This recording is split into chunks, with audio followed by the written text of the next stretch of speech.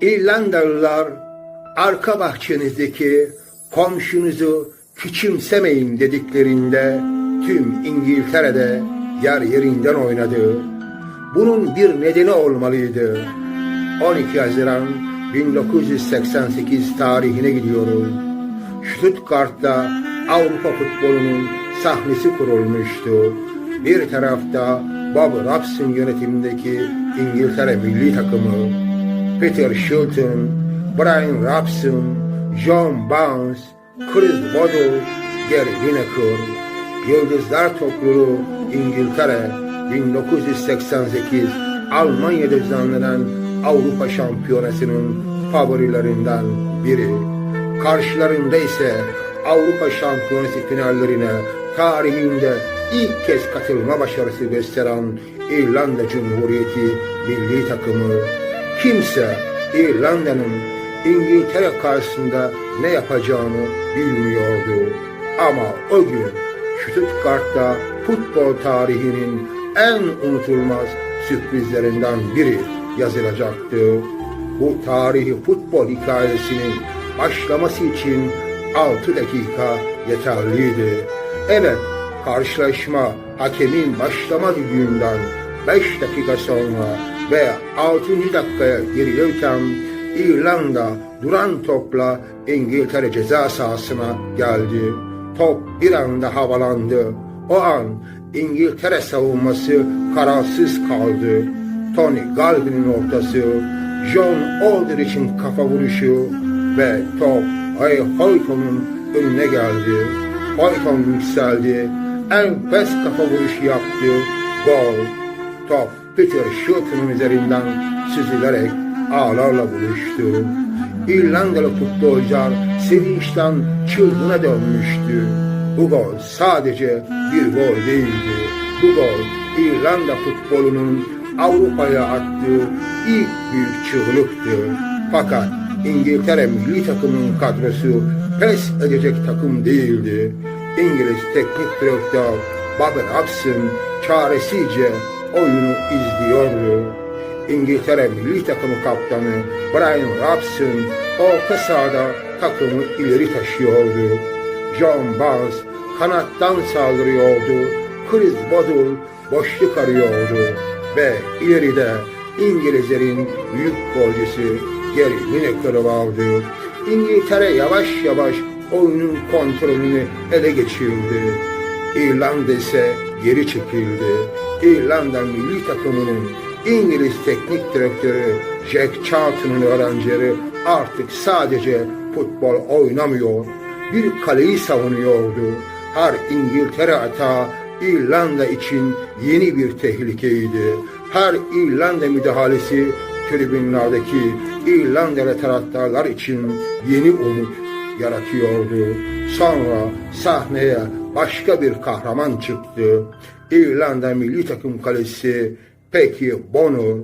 İngiltere'nin dayanılmaz baskısı arttıkça kaleci Bonner'ın değeri daha da büyüyordu. Usta golcü Lineker kaleci Bonner ile karşı karşıya kaldı. Bonner kurtardı. Bir başka İngiltere atağı ve yine Lineker, harika bir vuruş. Top kaleye gidiyor ama bu kez kale direği izin vermiyor. İngiltere fırsat üstüne fırsat yakalıyordu. John Barnes, Peter Barsley, Brian Robson, Gary Lineker hepsi gol arıyordu.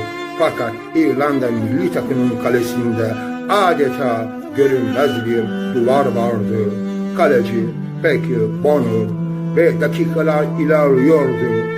İkinci yarıda İngiltere artık tamamen saldırıyordu.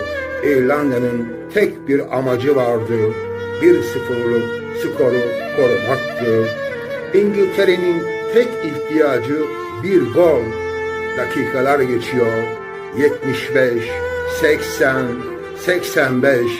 İngiliz futbolcuların yüzlerinde endişe giderek büyümüştü. İrlandalı oyuncular ise her topu uzaklaştırdığında biraz daha tarih yazmaya yaklaşıyordu. Tribünlerde ise gerilim inanılmaz yüksekti. Çünkü herkes aynı soruyu soruyordu. İngiltere beraberliği yakalayacak mıydı? 90. dakika dolmak üzereydi. İngiltere son kez saldırıyordu. Top ceza sahasına gönderildi. İrlanda savunması uzaklaştırdı. Tekrar başlayan bir başka İngiltere hata, yine İrlanda savunması ve sonra hakemin bitiş düdüğü. Maç sona erdi. İngiltere 0, İrlanda 1. İnanılmaz, tarihinde ilk kez Avrupa Şampiyonası'na katılan İrlanda milli takımı grubun ilk maçında modern futbolun mucidi İngiltere'yi mağlup etmişti. Ray Houghton'un 6. dakikadaki kafa golü İngiltere milli takımının bütün çabasını boşa çıkarmıştı ve İrlanda tarih yazmıştı. O gün Stuttgart'ta sadece bir futbol maçı oynanmadı. Bir ulusun futbol rüyası gerçeğe dönüştü. Jack Charlton'ın İrlanda'sı, Ray Houghton'un golü, Peki Bonner'ın kurtarışları ve karşısında yıldızlar topluluğu İngiltere milli takımı. İngiltere 0, İrlanda 1'di. Bazen futbolun en büyük hikayelerini yıldız futbolcular değil, İnanmak, mücadele etmek ve asla pes etmemek yazar. Ve 12 Haziran 1988'de İrlanda adeta haykırarak önce İngiltere'ye, arka bahçenizdeki komşunuz İrlanda'yı asla küçümsemeyin, sonra Avrupa'ya, biz buradayız dedi.